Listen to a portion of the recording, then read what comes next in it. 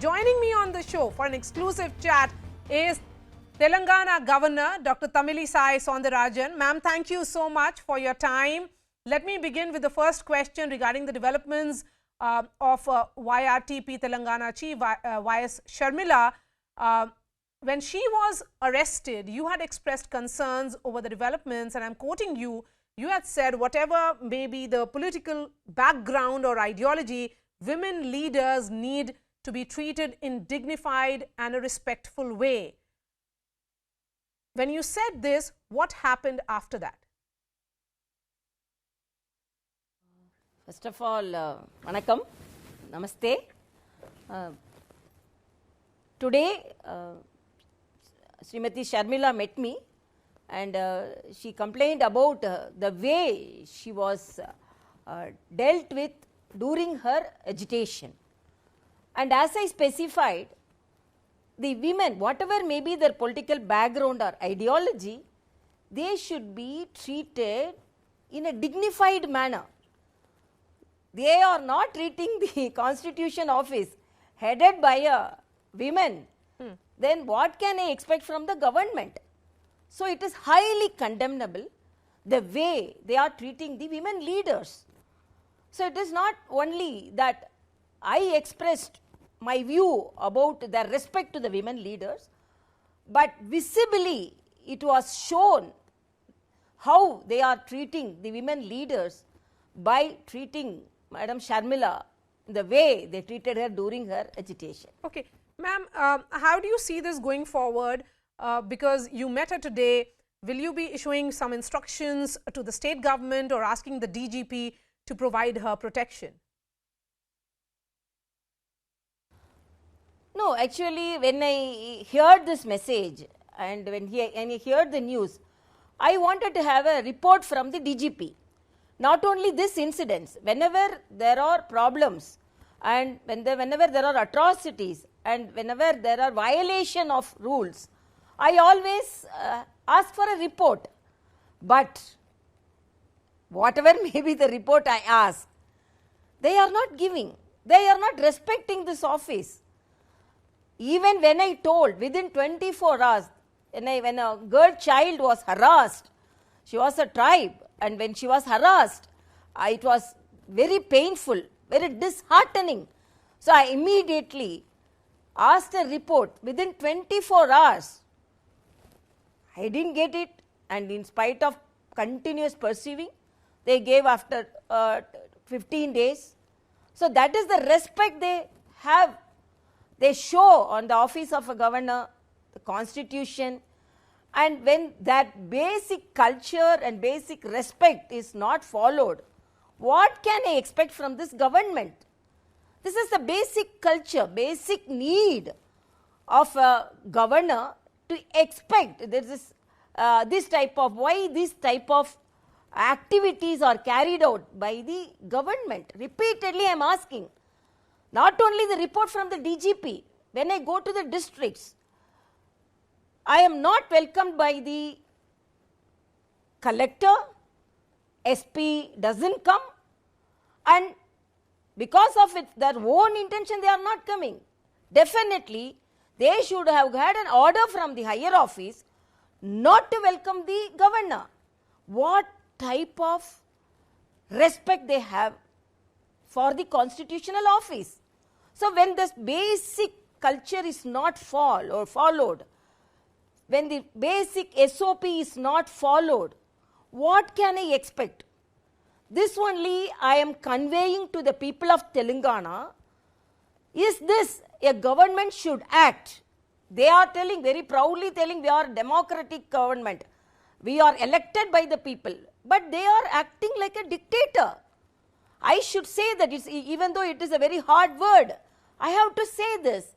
Because they think, whatever they think, they can act upon that. You are saying that the state government is acting like a dictator. The state government on the other side, ma'am, says that you have been sitting over the bills. The allegation is that your office is delaying key legislation. How will you respond to that charge?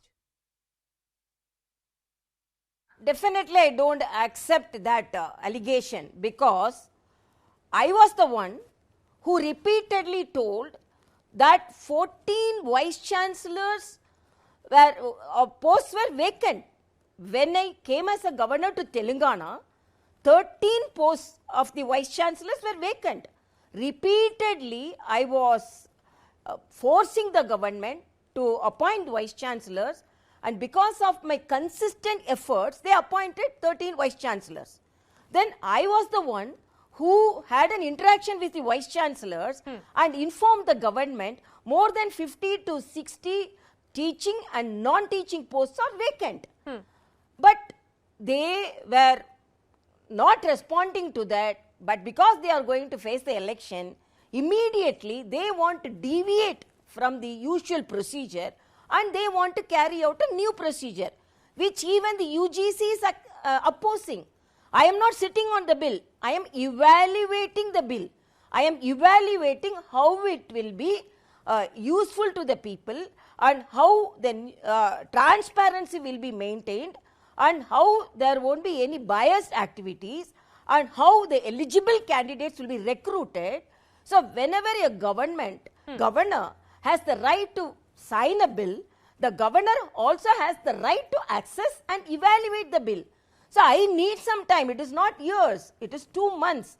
I have written to UGC and I am communicating with some of the academicians because I am not satisfied about the way they are going to maintain this recruitment, follow this recruitment.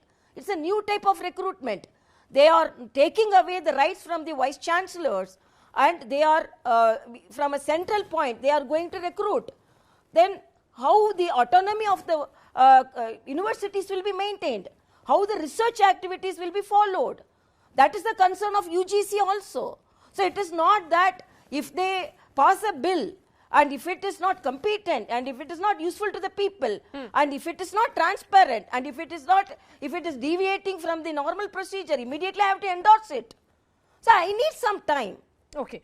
That is what I am assessing and evaluating the bill. Okay. And again, I have told in the open domain, I want some time.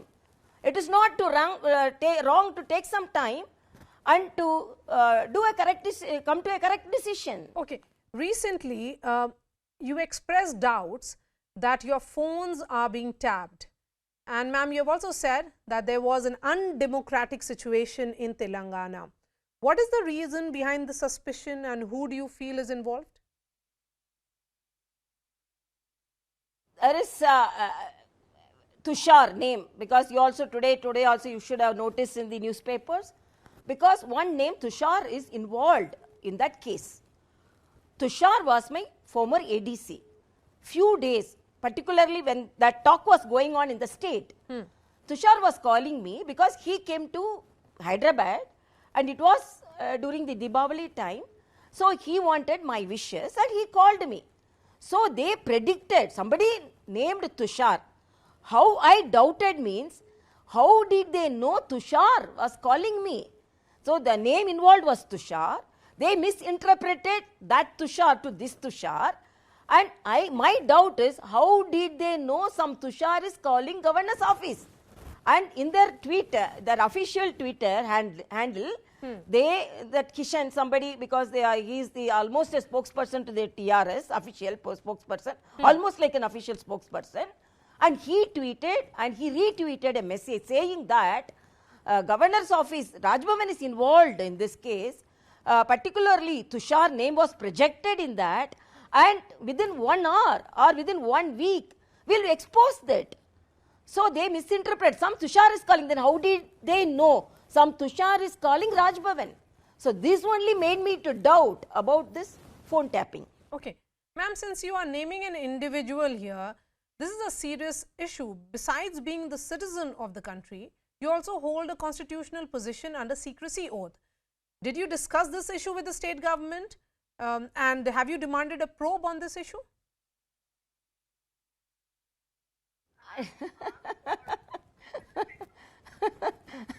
What hope I have to discuss with the state government? Nobody will respond. DGP won't give me any report and their office won't communicate me on anything. I am left out. And if I write some letters also, there won't be any response. And then to whom I have to contact and communicate, And just because I express my concern, that's all. They are very resistant to such activities, and they are not respecting the government's office, but governor's office. But it is my duty to express my doubt and to express my concern to the people of Telangana. And I am not daily fighting with them. In a particular situations, I express my doubt because they officially tweeted. Then I rebutted. They cannot involve me in such activities. Then they kept quiet. So, this is the unidirectional office only. Whatever may be the message and whatever may be the news, only the governor can express to the people of Telangana, not to the government. Okay. Government won't respond at all. They don't respect the values of a governor. They don't respect the values of democracy. They don't respect the constitutional office. They think whatever they think that is correct, they will do. Is this democracy? Democracy is giving respect to the people, giving respect to the legislatures, giving respect to the ministers, giving respect to the constitutional head also. But they think only government is the democracy. That is the fate of now the Telangana. Okay. That is the fate of proceedings in Telangana. Okay. Ma'am, the ruling party in Telangana also seems to have complaints. Recently, Jagdish Reddy, who is a minister in the Telangana government, accused you of turning the Raj Bhavan into a BJP office. He is reported to have said, and I am quoting him here, that she is behaving more like a BJP leader than a governor. Raj Bhavan has been turned into a second party office of the BJP. Even people are seeing her as a BJP leader rather than the governor. This is a serious charge again, I mean, because it's open confrontation that's happening here. On what base and what evidence he is expressing that view? I am asking. On what evidence? Let them tell me. And another thing, how he knows that people of Telangana is viewing me like that, or viewing me like that? Because I have met the people of Telangana and I have expressed my views. I am going around in the districts, I meet the people of Telangana, they are greeting me, they are respecting me only as a governor. Only one question I want to ask them. You are telling that I am not acting as a governor, and are you respecting me as a governor? Are you treating me as a governor? It's so that I am not telling that I will act as a BJP person. But on what base? I am meeting all party leaders and I am not involved in any political activity. In fact, I can say, I can give you my appointment list, which have only few BJP leaders. That is like any other leader, they come and meet me. My office is working very transparently. I am surrounded by the officers who are appointed by the government only. So I can very boldly say they wanted to deviate the issue. They wanted to mislead the people. And they want to justify the way they insult the governor. So they want to put the blame on me, saying that I am acting as a BJP leader. On what base they are telling that? Let them tell, I will answer. Okay. When was the last time you had one-on-one meeting with Chief Minister? Because you had accused the Chief Minister of skipping the programs that you attend. And in an interview, you had also said that I attend the program, the Chief Minister doesn't come. Even budget session of the Assembly begins with the governor address. Why I am being denied giving that address? So you have said that they are discriminating. Is there a complete breakdown of communication between the governor and the Chief Minister? Actually, whether I can take it as a breakdown, but it is a voluntary activity by the government. They don't want to communicate the Raj Bhavan. And the last time when I met the Chief Minister was during the swearing ceremony of the Chief Justice of Telangana High Court. Only that program, before that 1 year I didn't meet him. During the previous tenure of the previous governor, he had the habit of coming to the Raj Bhavan. I don't expect him to come often to Raj Bhavan. At least during the specified programs, particularly at home, Republic Day or Yugadi Day, which is a custom for the Chief Minister to usually visiting the Raj Bhavan. Why? It is not followed. why this type of procedure is followed by the present chief minister. I am repeatedly asking. If I am asking that, they will troll me and they will project me in a different way in their tweets, in the social media. They disrespect me. I am not bothered about that. What is the answer you are giving to the people of Telangana for not respecting the office of Constitution? It is not me. It is not Tamilisai Soundararajan. It is the governor of Telangana. Why you are not coming? Why you are not coming even during the specified programs? That is my question. And why your collectors are not receiving me during my district visits? I am not going on my personal visit. And another thing, they are telling I am sitting on the bills. But if I send a file to the office of the chief minister, what is the response from the chief minister? Till now, for example, Sammaka Saraka Jatra, it is 275 kilometers from Hyderabad.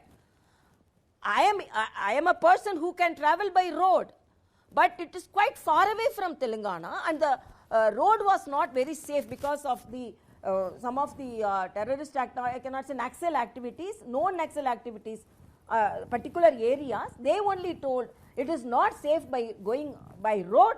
And then when we asked for a helicopter, I had a formal invitation from the Tribal Affairs Secretary. So when I had an invitation, then I wanted to go for the Jatra.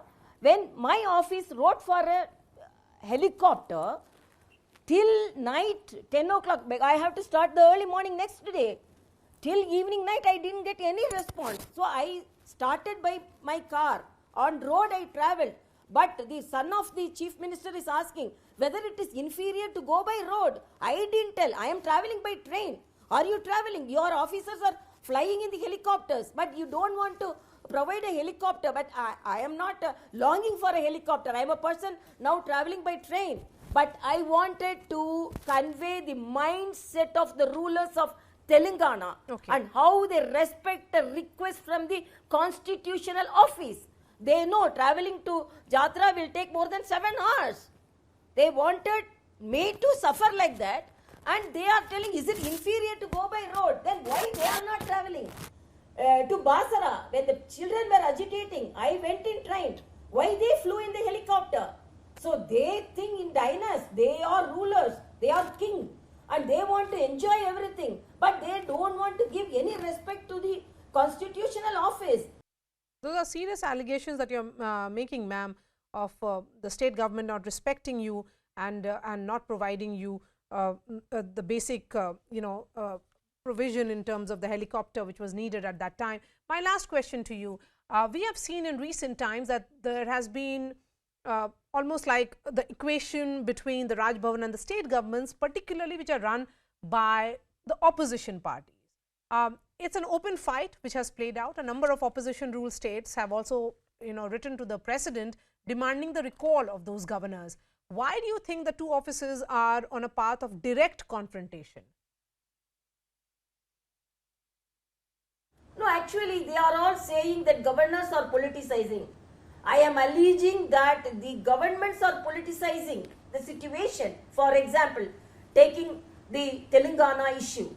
The state government, the Telangana party, this ruling party, decides that it should oppose the central government. For their political benefits, they are alleging the governor's post and the constitutional post. So what is my question is, if you are yes masters, and if you want to be friendly with the central government, then you will respect the office.